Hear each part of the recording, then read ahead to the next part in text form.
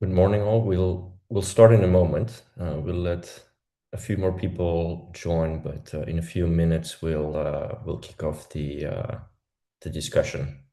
But thanks for joining already.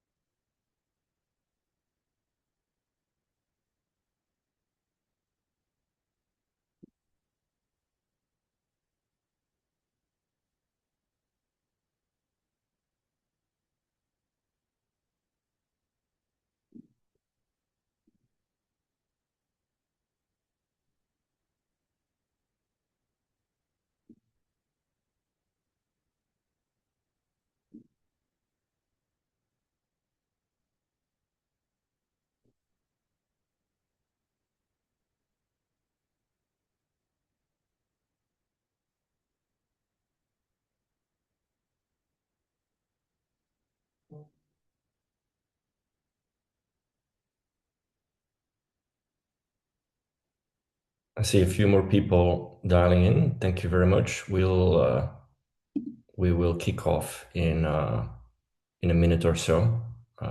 So please wait.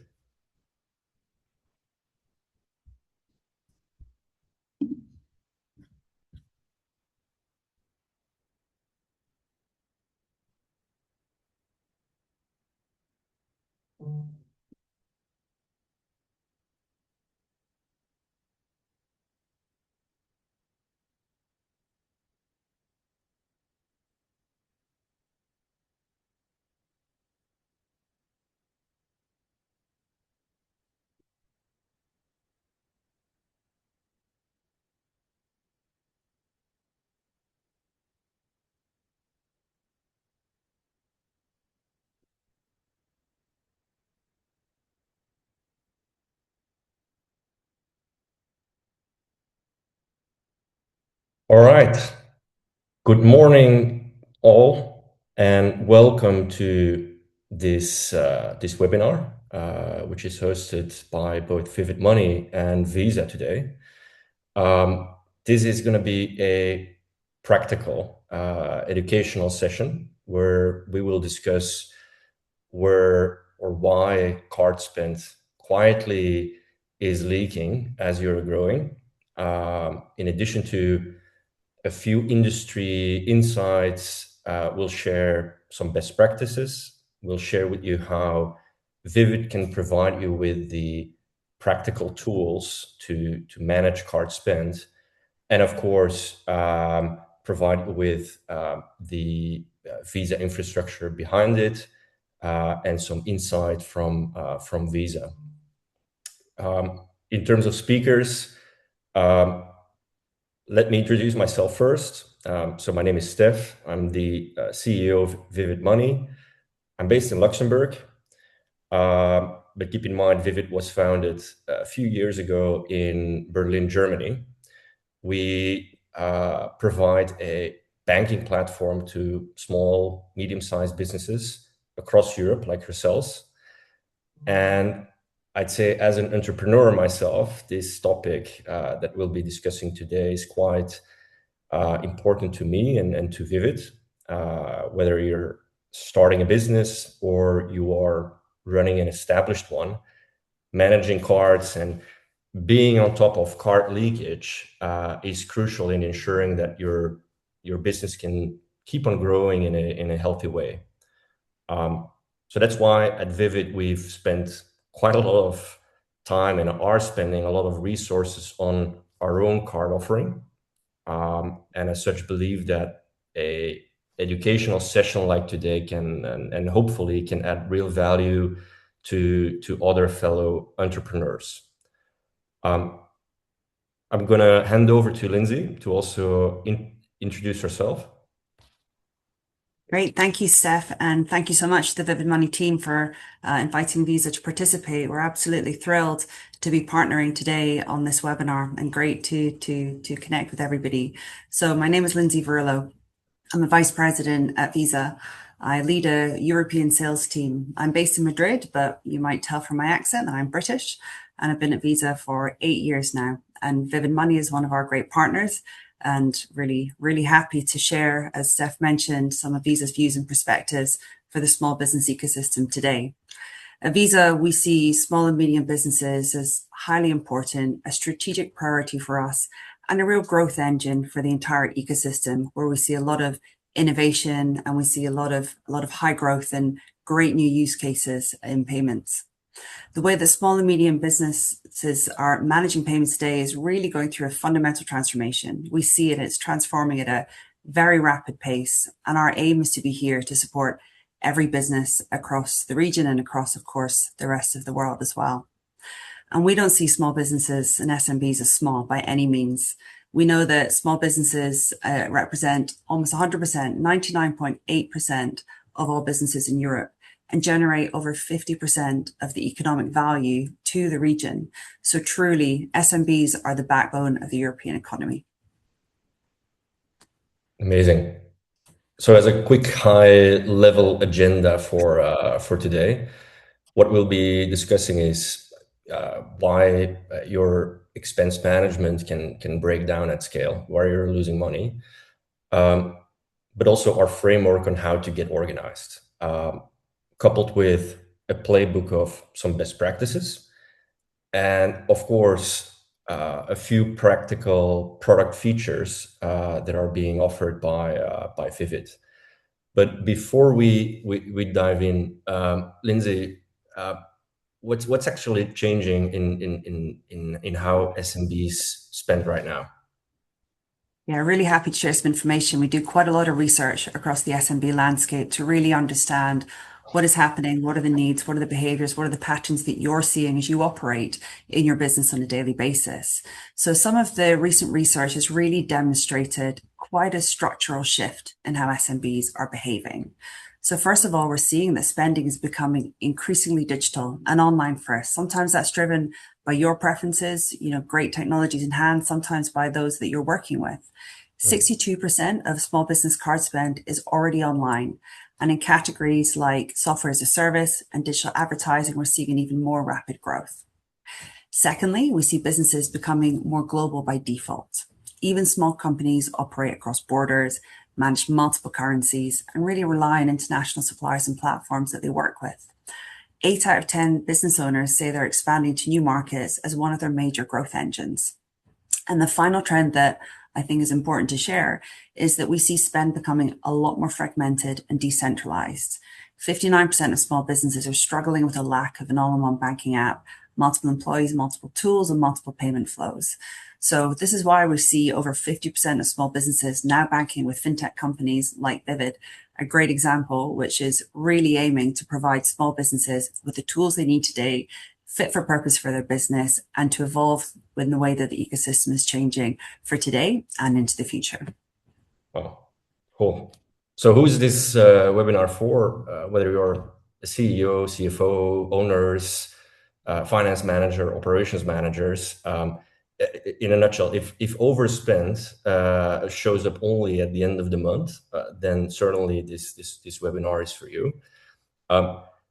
So we have some, of course, direct conversations with other entrepreneurs and business owners, but more industry-wide and more strategically, these are exactly the people that you research, Lynsey. And what do they say they need most from a provider like us? Yeah, we're hearing some very consistent asks coming from the community. So the number one that we're hearing is security and fraud protection. So 30%, 37% in our recent survey was putting that as a really major priority.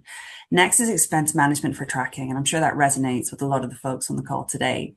And then we see a similar concentration for automated payments, real-time visibility, spending controls, and cash flow forecasting. So really that's where Vivid and Visa is meeting as solutions to help.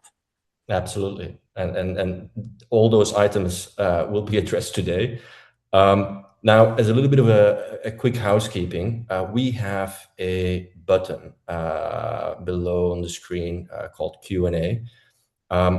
Feel free to pose any questions that you may have during the presentation or during the discussion. We'll try to answer them either during the presentation itself, or we finish at the end during a dedicated Q&A session, or even if necessary, we can follow up in writing afterwards. All right. So to kick off,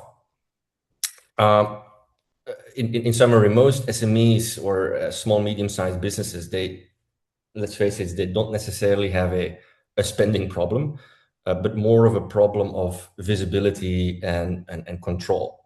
And high level, we are able essentially to identify five key leaks, whether it is no real rules that are set when a purchase is being made, but also a key payment that needs to occur is suddenly missed.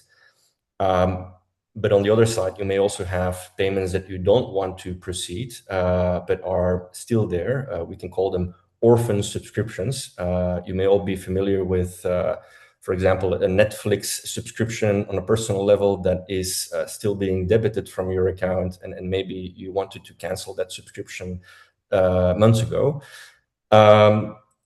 But also cards that are being saved and used everywhere, where essentially you don't have that overview of how your cards are being used.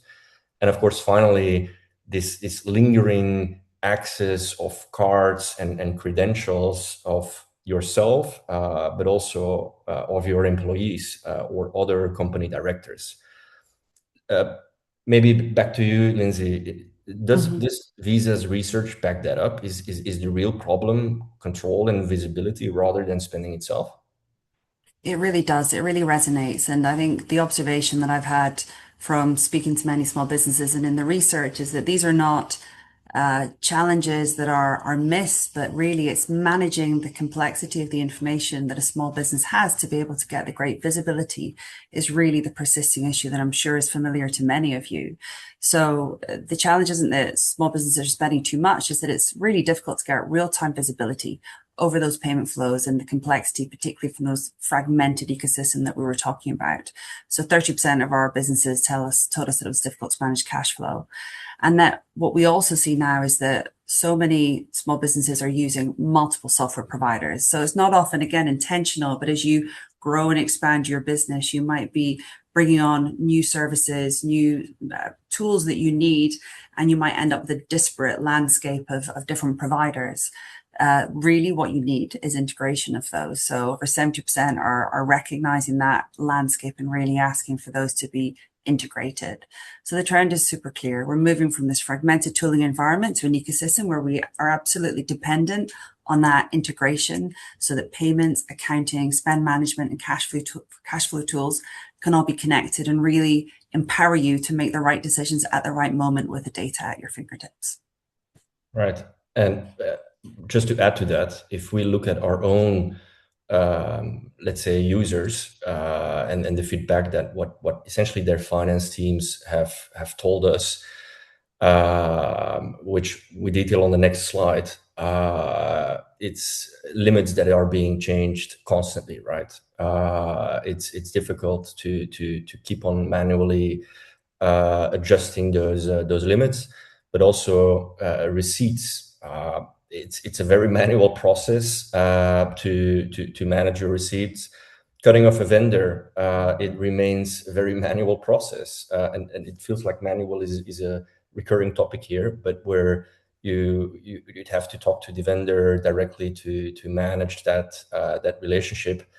And what we call card churn, that's a very fintech, I think, term, but essentially it means that when you when you are managing cards for your own employees or company directors, people change. There is a turnover in your employees. How to manage that, and making sure that key payments continue to go through. That's a key, let's say, pain point. At least that's the feedback that we've received from our direct customers. And Lynsey, you've been helping small, medium-sized businesses digitize for years.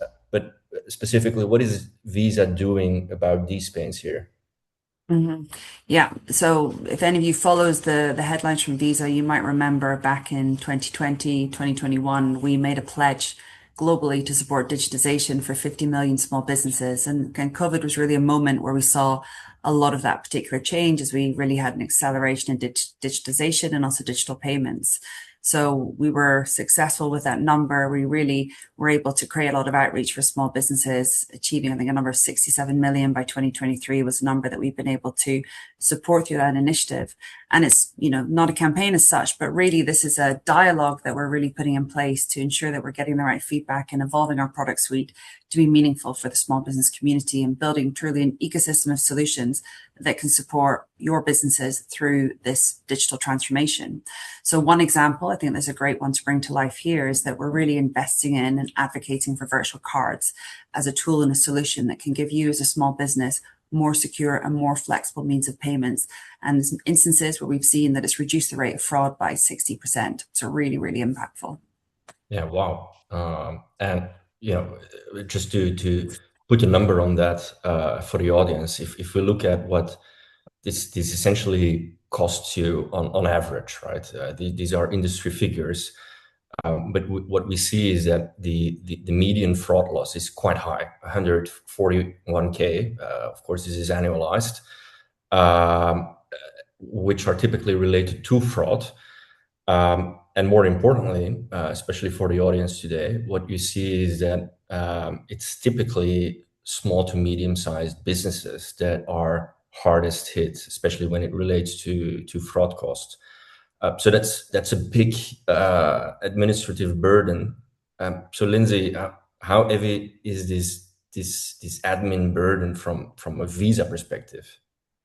Yeah, I mean, we really know that manual expenses can be a long, tedious, error-prone process that creates such an admin burden on small businesses. And, you'd rather be spending your time on really doing what you do best, which is running and growing your business. So what we've heard from businesses who travel particularly is 34% are telling us a centralized real-time dashboard is what they need to better manage travel spend. And also small businesses want tools to help manage their expense management better, secure payments, solutions that are integrated in fast payments.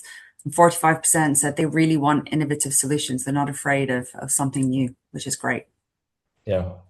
So as we've now, let's say, set the scene a little bit, how do we define the framework that gets card spent under control? We've provided here with, let's say, a very high level mental model where we define four key layers that work on top of each other, with each other, whether that is guardrails, visibility, hygiene, but also, of course, enabling your team. We will go into a little bit more detail later on into what those key layers actually mean. But before we dive deep, Lynsey, how critical is this spend management for small, medium-sized businesses in your data? I mean, it's super, super important. We know that many of them are saying how critical it is. It's become such a painful necessity managing their finances using some of the legacy tools. So, more than half of small businesses are telling us that. And they really identify three major struggles that they're telling us about. One is having to wait for access to the revenue for sales made or revenue provided. That slow settlement can be a real pain point for many. Secondly, identifying which operational expenses they can reduce or eliminate is not always really clear. And finally, making a choice around which bank or financial services provider to use. When you're moving into this for the first time in a business sense, it's often quite an unfamiliar world, and there's really a lot to uncover as you make that right decision. Yeah, I mean, definitely struggles that I can relate to personally as well.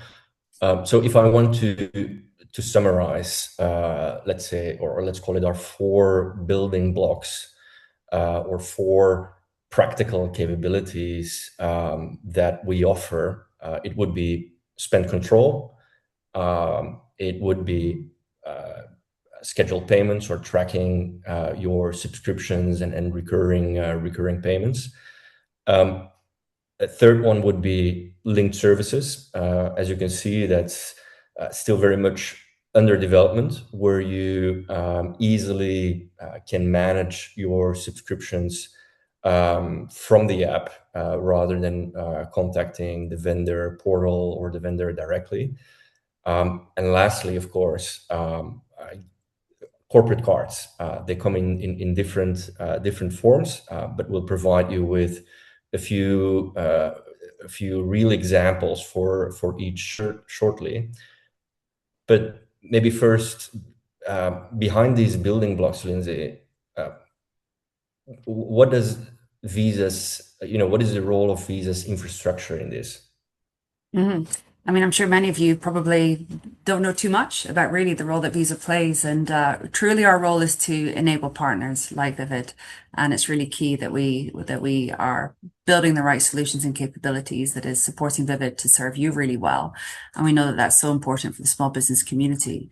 And as we've been speaking about, fraud is really growing; it's really growing against small businesses. So the way that we're really building the infrastructure that is going to help to enable these solutions and protect against fraud is through our data, through our VisaNet network, which is our global network connected to all of the banks that we work with.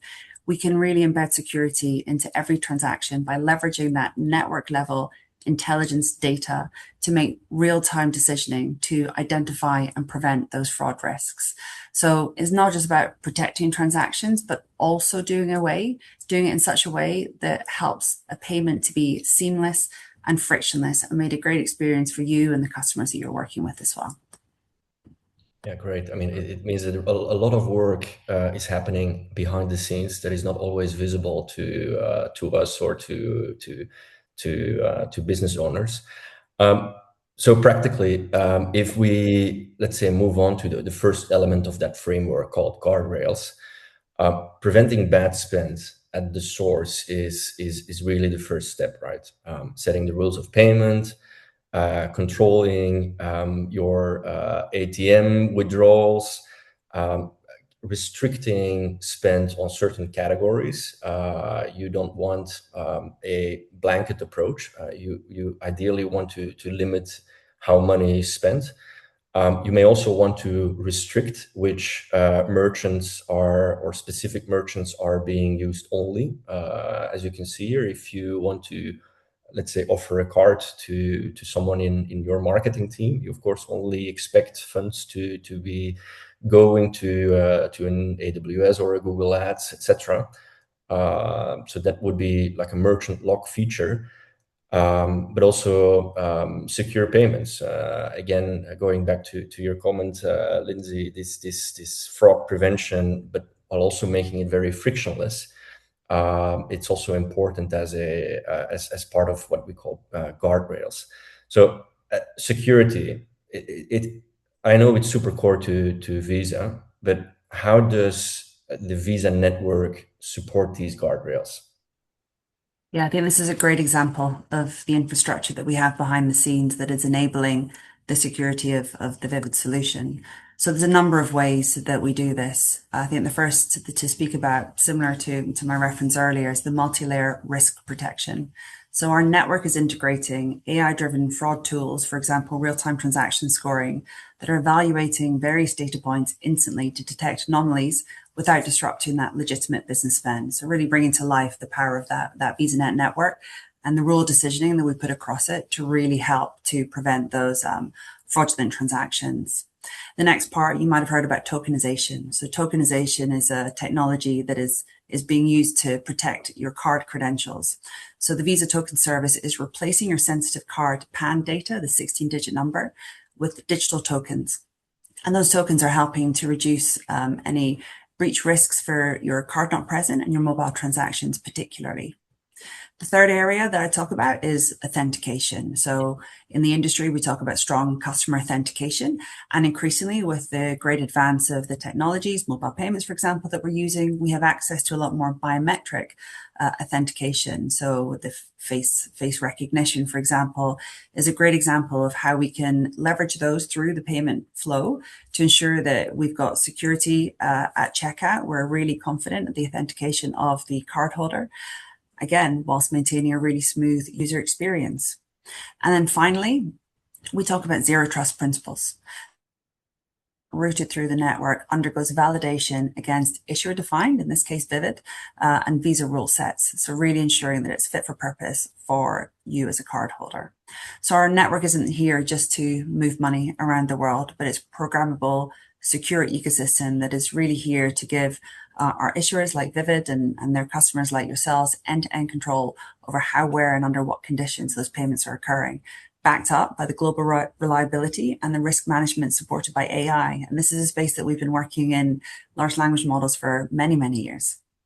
Yeah, as speaking of AI, it brings, or this is maybe a good segue into a use case on how we essentially leverage the Visa infrastructure and try to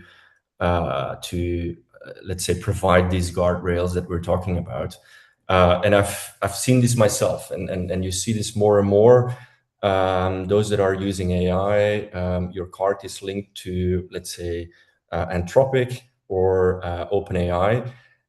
They have a fantastic feature that allows you to, recharge or auto charge your token usage, but that creates a significant risk where all of a sudden your team racks up the token bill. Now, how we again leveraging the Visa infrastructure try to manage that is by offering you the flexibility to actually limit exposure on your end. So you don't necessarily need to manage your card spend on an Anthropic or on the OpenAI side.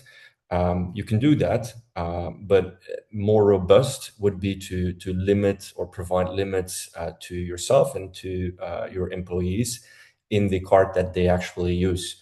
So it's a little bit more robust from a control perspective, and it's one use case on how we provide such a guardrail. So this is the first, or that was the first, let's say, element of our framework. The second one is visibility, making sure that you know essentially what's happening, know about charges before they hit your statement. That can be reviewing recurring spends, spotting duplicates. We'll go into a second into such an example. Assigning who's owning a specific vendor from your end, who's managing that subscription, that is, but also allowing you to forecast charges, where you essentially have an overview as to, okay, what is being paid not just right now, but what are you expected to pay in 10 days, in 30 days, in 60 days from now. So really allowing you to have that visibility on not only what is being spent today, but also what is expected to be spent in the near future. So this lack of real-time visibility, Lynsey, is that something that you see slowing finance teams down? I think it can, absolutely. I mean, as you've mentioned, subscribing to services is becoming an increasingly common way to really procure and pay for services that you're getting. You know, we think about accountancy tools or the various marketing platforms you might be connected to. There's many different subscription platforms that I think small businesses end up being connected to. So we know, we're hearing again through our research, that the ability to monitor those transactions is really important, and an ability to easily manage or cancel those subscriptions that are no longer needed. The US is quite an advanced market in this space. I think they've been really a leader in the SaaS space. So I think business owners there are really recognizing this criticality early. And I think we hear about a third of them tell us that monitoring and managing recurring transactions is one of the top benefits that they're using frequently in a business card context. Exactly. And I mentioned before, but as a quick use case, just to show you how that would look like on our side. And you can see that on the right-hand side of this slide. Uh, we've all experienced it, right? Where either you have duplicate subscriptions, or you have an additional trial subscription that is now not trial anymore. But having this overview on the existing subscriptions, seeing when they are being debited from your account, but also being able to manage them, essentially catch them before they renew, before they are hitting your account in just one overview. We believe that that really adds value to our customers to really manage this topic of visibility. Now, visibility was a second part of the framework, but if we move to the third element in this framework, it's called good hygiene, right? Making sure that you review your cards regularly. Some ideas, whether that is performing an offboarding checklist, but it also involves minimizing how you expose your card to vendors.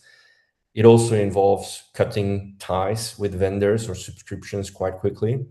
And of course, making sure that in terms of zombie subscriptions or zombie accounts, that they don't survive. So that's high level what we believe hygiene stands for. We'll go into a use case again quite soon. But first, Lynsey, what are the best practices that you would recommend for keeping card exposure in check? Well, I think number one is absolutely leveraging a service like the one that you've just described. I think sometimes business owners aren't aware of all of those capabilities, but it's critically important to be able to leverage the solutions to, as you say, Steph, get the sight of those subscriptions and then put in the cadence to review those regularly. Maybe the one comment that I'll add and complement is that I think having the right accountability within the business is really important. So making sure that you've got one accountable owner that really has to regularly, maybe monthly, quarterly, check those subscriptions and ensure that they are keeping a relevant set and cancelling those that aren't needed any longer. And then finally, maybe just to mention as well, is that the virtual cards can create a solution that can be useful for spend, time-bound merchants, frequency, all of these features that you can utilize to avoid those dormant charges and minimize exposure. Now that makes total sense. And maybe as an example use case, where you essentially face a situation of a subscription that keeps on being built. As you can see, it's coming soon. It's powered also by behind the scenes by the Visa infrastructure. But the objective that we have is to allow our customers to manage those card link services in one place and also revoke access, right? Again, to my point earlier, where managing subscriptions at the moment, it may involve you going to the vendor's portal, managing all that from one place within the app, in your cart or your cart management tool here. It's what we're trying to build. It will be available soon, but that should be a lot more easier to deal with, let's say, with hygiene. Hygiene aside, onto maybe a fourth and last element of the framework, and that really deals with empowering your team, where there is creating the necessary autonomy for your staff, but also providing oversight for your finance team. That can be providing an individual with access over shared accounts. It's about reducing reimbursements, setting clear spend boundaries, but also to allow users to completely self-serve, whether it is from a business owner perspective, from your finance CFOs or finance teams perspective, but also the users themselves that are using these cards to easily self-serve. And if something still goes wrong, quite importantly, Lynsey, how does Visa protect a business? Well, protection is absolutely fundamental to what Visa is looking to do for all of the entities that we support in a payment ecosystem. So, chargeback might be something that you've heard about or have experience of. We have very clear chargeback rights, which make it very transparent to a cardholder, to a merchant, what rights are in place to allow businesses to be protected when things go wrong. So chargebacks serve as a really critical trust mechanism in card-based ecosystems, even more so for small and medium-sized businesses, which can be really vulnerable to bad actors and operational players. So there's a few different ways that these come into play. One, protection against fraud or unsanctioned charges. So if an employee card is compromised, for example, or misused, then you're able to recover funds through this process. Secondly, there might be a dispute for non-delivery quality issues, and we're lucky in Europe to be supported by a lot of regulation, which makes those rights very clear. So small businesses working with new or remote suppliers, for example, can really transact with confidence, knowing that Visa's zero liability and chargeback processes will protect them. And then finally, to improve cash flow predictability. So immediate provisional credits during dispute investigation can keep a business working capital intact throughout. Oh. So maybe as an example of uh, how we essentially enable our customers to be in control. Um, and it's a use case that we've all faced before, right? When someone leaves, managing that card is typically involves canceling the card and reissuing a new card to the new employee or an existing employee. That typically also impacts key subscriptions that are tied to that account. Now, what we've essentially built is a very easy way for you to reassign reassign, I'd say, that same card to a new or an existing employee without canceling subscriptions or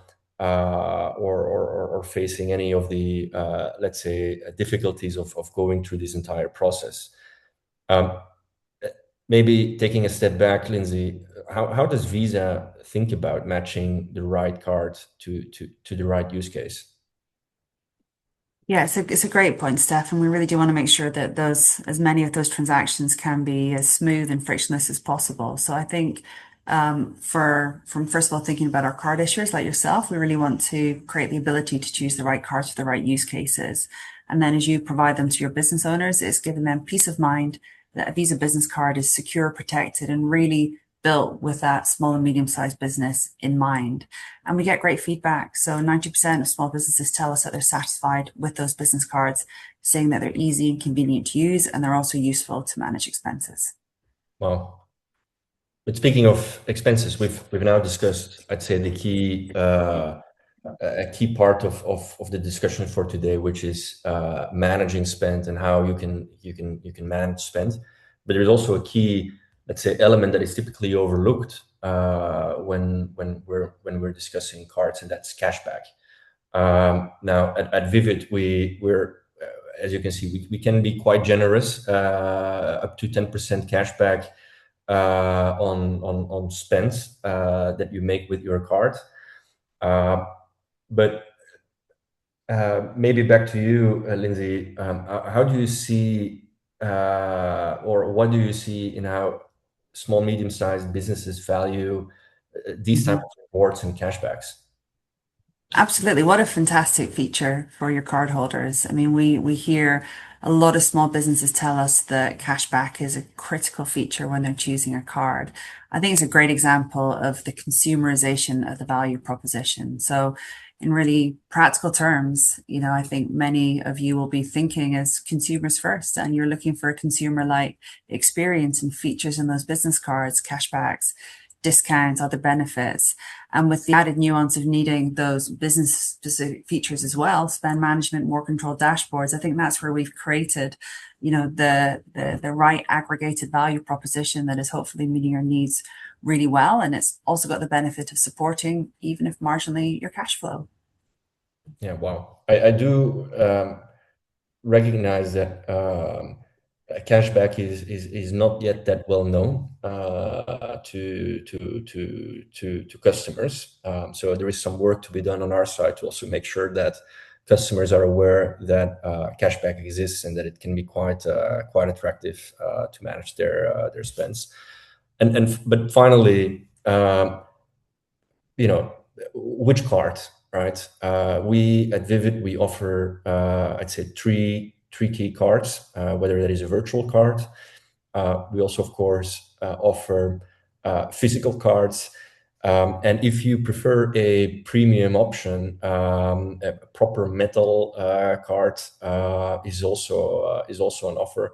Of course, each card can have a virtual option that you can add to your Apple Wallet or your Google Play account. Uh, but this is what we have on offer. But Lynsey, do small, medium-sized businesses actually want this variety in how they pay? I think they absolutely do. I mean, I think we mentioned it already, is about 45% told us that they want innovative and enhanced solutions. So offering those various payment methods is a great way to support business owners to pay as they want securely across the value chain.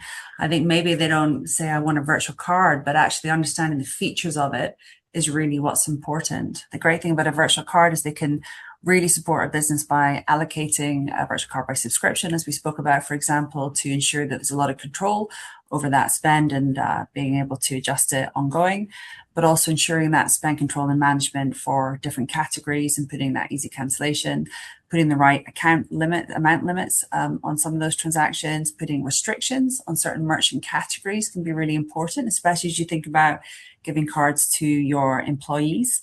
And that can also help to reduce fraud. So virtual cards actually is a big growth category for us. And we see, I think upwards of 70% of small businesses likely to start using virtual card services. All right. So to maybe close and get ready for maybe some Q&A.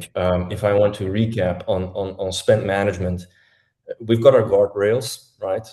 Which means, in a nutshell, preventing bad spend. It's also around visibility, making sure that you know what's happening with your spend, that you have full overview of what is being debited right now, but also what's coming really. But it's also about making sure that you can perform, a quick hygiene check on existing cards, on existing subscriptions. And then the fourth element was enabling your team, right? To enable them to do their job really, giving them the autonomy while, of course, making sure that you're in control of spend. That was spent. And then finally, of course, cashback, making sure that if your spend is under control, that's great.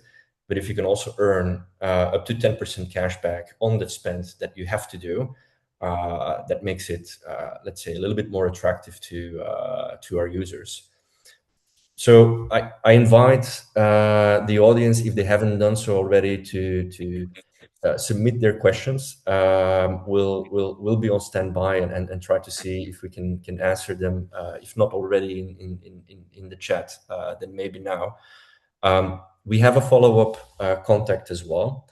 If there are any remaining questions on your end that are not yet addressed today, or that you haven't put into the Q&A section, which is webinar@vivid.money, and we'll of course follow up with our feedback.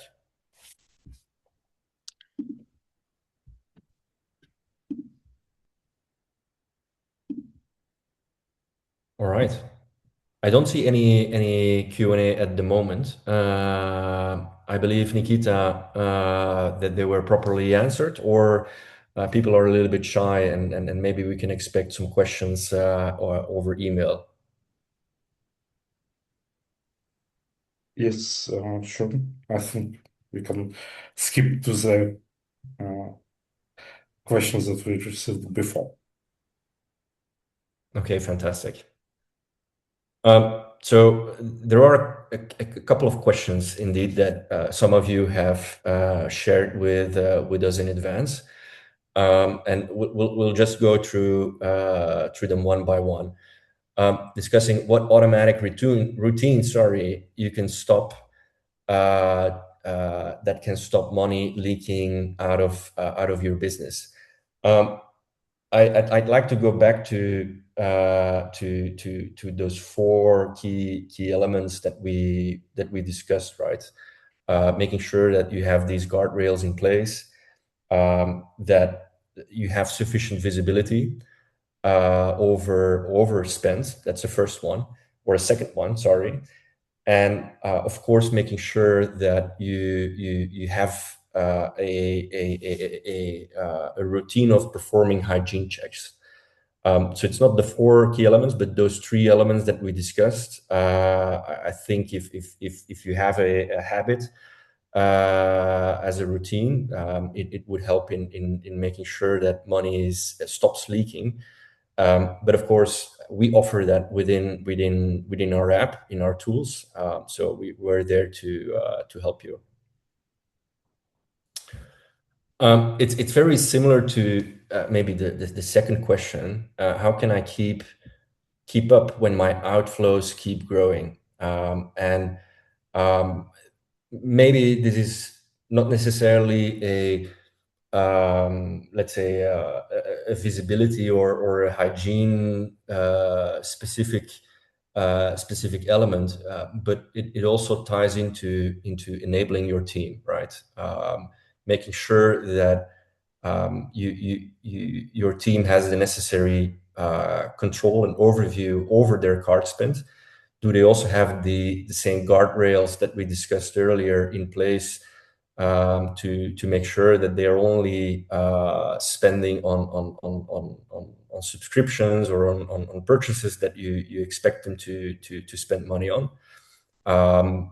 It's a little bit similar to the first question, but dependent on the specific situation that you're in, these four elements they can help you.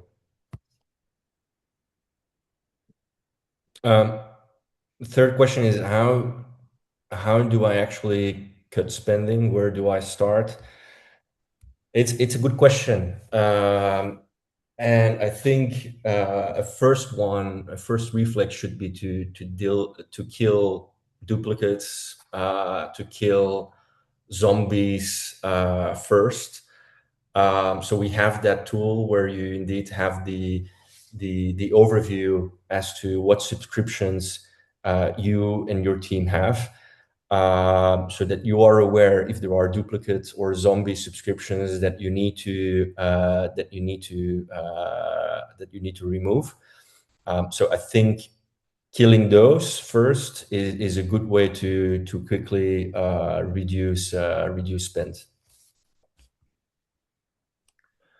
The fourth question is, how do I keep track of what my field crews, tradespeople are spending on? This is back to let's say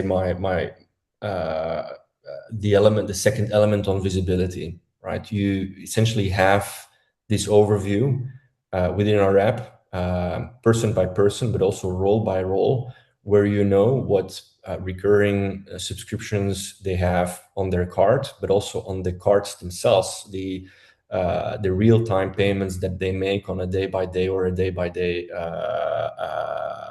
basis.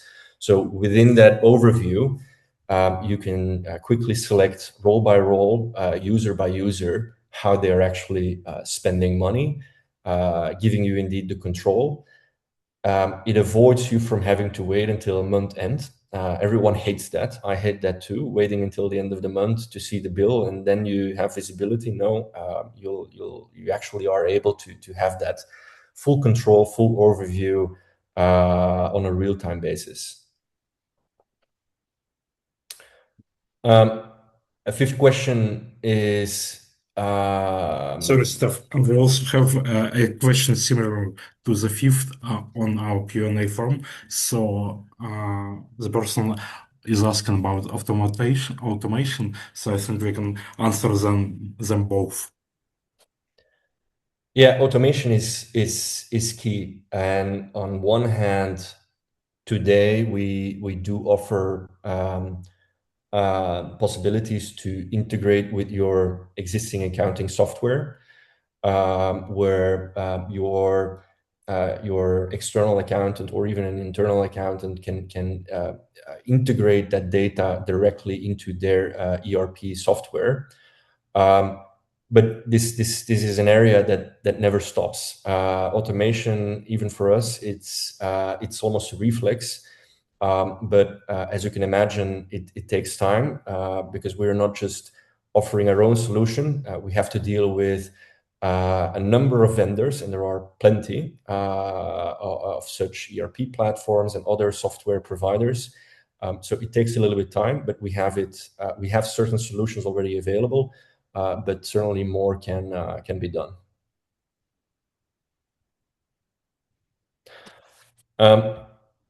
Sixth question.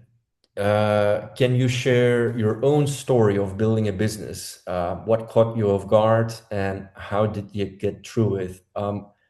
Maybe I'll hand over to Lynsey. Maybe you can share some feedback from your perspective on that.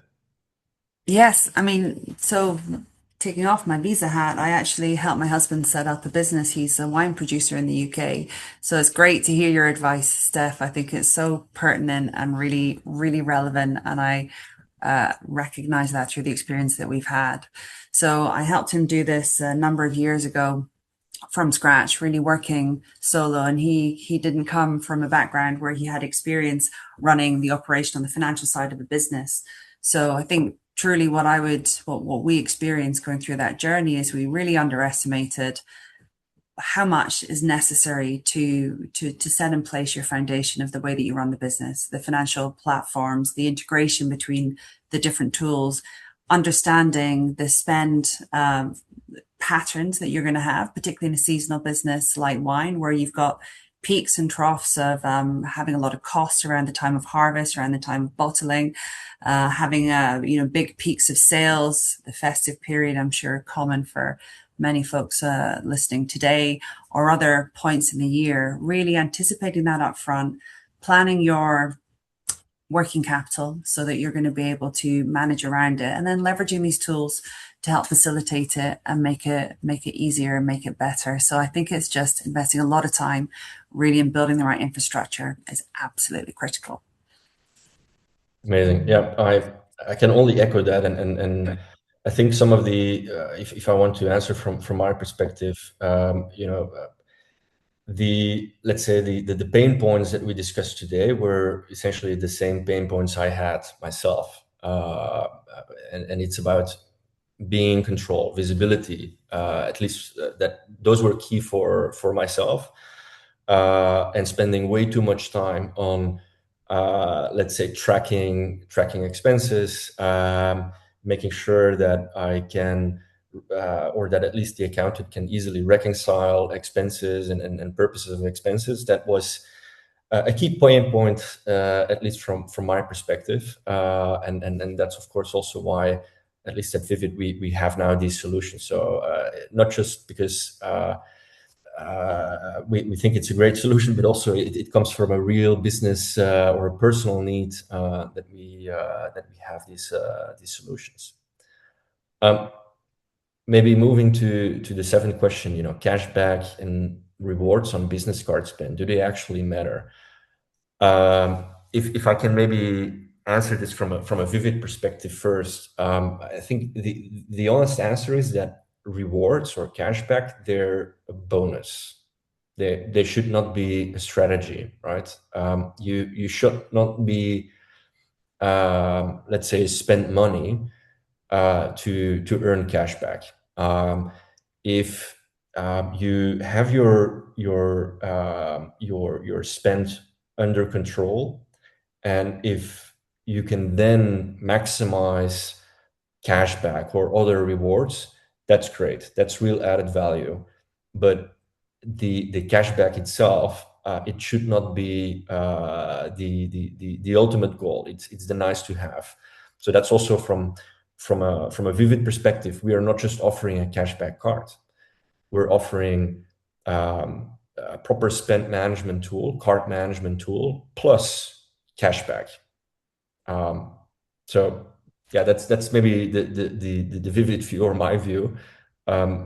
Lynsey, anything from a Visa perspective you'd want to add here?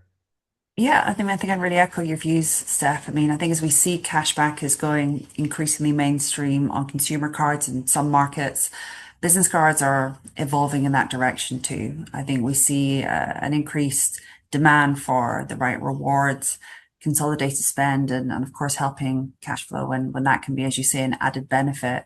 Is about a fifth of small and medium businesses today that are telling us that they're looking particularly for those features when they choose a card. And we see that increase a little bit for the premium card strategies or premium card segments. So next to protection and transparency and favorable fees. Oh, amazing. Question number 8. How do you tell necessary spend from nice to haves that's quietly draining cash? Um, I, I think it's not about, a cheap versus, expensive. It's more, does it really still earn its place? Every cost that you make, it should justify itself, right? If maybe as a good test, if something were to vanish tomorrow, would you notice? Would you notice it within maybe a week? Would your revenue or your customers be hit? If the answer is no, then maybe that's a good candidate to investigate. So and maybe to take a step back and try to organize. You can put it into 3 buckets, right? What is necessary to keep the lights on? What helps you drive growth? And then, of course, anything that is comfort.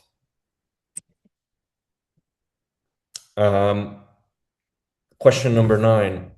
How often should a small business review its spending, and what should that review cover?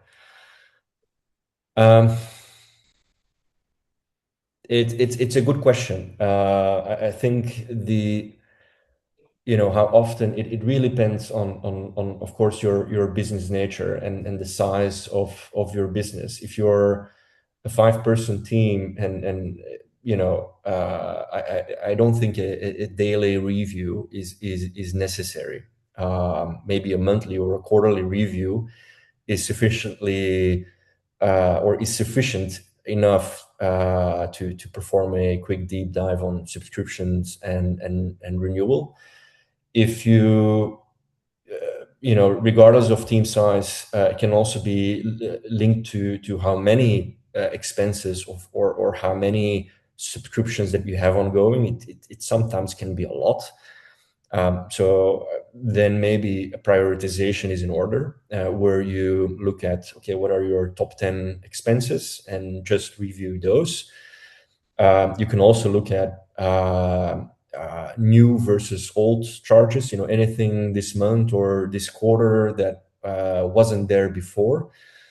And this is something that we enable, at least on our platform, is spend, but that doesn't really have a clear owner, that you don't know where this is coming from. And maybe that's also something to investigate. So what's new, what's growing, that you essentially didn't consciously decide on, that should really drive how often you should review spending, I guess. Lynsey, any comments from your perspective on this? Well, definitely echo your thoughts there, Steph. And I think we touched upon this a little bit earlier, but maybe just to summarize again, I think, as you mentioned, quarterly is probably sufficient for a lot of businesses, depending on the nature of the business, possibly more regularly. We also spoke about, I think, a good way to approach this is by ensuring that there's accountability with one person in the organization or perhaps a team to ensure that there's really that responsibility to get the review right and put the right put the right checks behind it. And of course, as we've discussed, subscriptions, managing subscriptions can be a method to ensure that you're not overspending where you're unexpecting it. And virtual cards can be one of those tools that can help you put a bit of a protection against those categories or possibly new categories. Yeah. All right. Maybe question number 10. How do you give your team freedom to spend without losing control? I think that ties back to the first key element that we discussed, guardrails. No, I wouldn't call it gates, but guardrails, right? Making sure that whether it is a spend limit or a merchant lock or a category lock, that you have those in place. It's linked to enabling your team, of course, where you give them that freedom, while also from your perspective being or having the visibility to manage or to see that actual spend. So I think combining those two, making sure that you have the necessary guardrails in place and rules and limits set per card, while also giving you as business owner to the visibility to be on top of these things. I think that gives you or that should give your team the sufficient freedom to spend without you losing control, of course. Is there anything from a Visa's perspective, Lynsey, that can be done here as well? Sure. Yeah. I mean, I think again, we're probably revisiting some of those topics. I mean, I appreciate it's a real juggle within a business to manage the spending across the team. You want to control and justify your spend, but equally you want to trust your team and empower them to make those decisions and to not be delayed by unnecessary process. So could be a good opportunity again, as we've discussed, for virtual cards to be able to manage. Might be one single expense that could be a business trip for one individual, or it might be for a particular event, for example. And I think there's an additional question that came in through the chat around this question, checking spending by employee. I think this is where virtual cards can kind of take away the need to do that in some instances, because they can allow that single use, making it easier to control, removing the need to check employee by employee. But I think card controls and team management and the team management dashboard, I think one of those features that is available through Vivid is another great tool to be able to give that really good level of control. Exactly. Yeah. As I mentioned earlier, a lot of the tools that we offer, they are of course powered in the backend by Visa's infrastructure. Maybe on to question number 11, and can you share practical ways small, medium-sized businesses can digitize their payments without big budgets or IT teams? You want to take this one first, Lynsey? Yeah, let me kick off. I mean, I think this is the era that we're in now, is that the technology and tooling can really enable small businesses to absolutely act similar to your enterprise counterparts. So what we would recommend is start with those small, high impact moves, ensuring that you've got the right business debit credit card to utilize to separate your expenses and ensure you've got the right controls. Leveraging virtual cards, as we've spoken a lot about today, for subscriptions or individual employee purchases, and ensuring that you've got those great invoicing platforms with integration into your banking providers. I think are all ways that we would recommend you can have that great experience. Exactly. Yeah, I don't think it requires a lot of budget or big IT teams. These switchings or switching to a bank provider, but also switching these features like cars nowadays, it's relatively easy. At least from our customers' perspective, from SMBs perspective, it should not involve too big of an IT project or budget now. All right, I think we've come to the end of some of the questions that were shared by the audience before this meeting. Are there any additional questions in the Q&A section? I think we answered them all. Oh, fantastic. That's also a first, but that's good news. But jokes aside, if you go maybe one slide back, Nikita, if there are any follow-up questions, you can see there the email address that we have. We can follow up with them and try to respond in writing back to you. If you have no further questions for us right now today, or if the questions come, let's say later. All right. That being said, and I think I wouldn't say right on time. We're 5 minutes past the hour. I would like to first of all thank, of course, Lynsey to co-host this insightful discussion on cards and spend management. And then secondly, of course, our lovely audience for joining today. We of course hope that this was of use to the audience. And as mentioned earlier, if there are any follow-up questions to the Vivid team or to Visa, please don't hesitate to reach out, and we'll follow up quite quickly. And thank you so much from me as well, Stef. Really fantastic to partner with you and Vivid today on this, and great to talk to everybody. Thank you. Thank you. All right. Thank you very much, all. And wishing you a lovely rest of the day.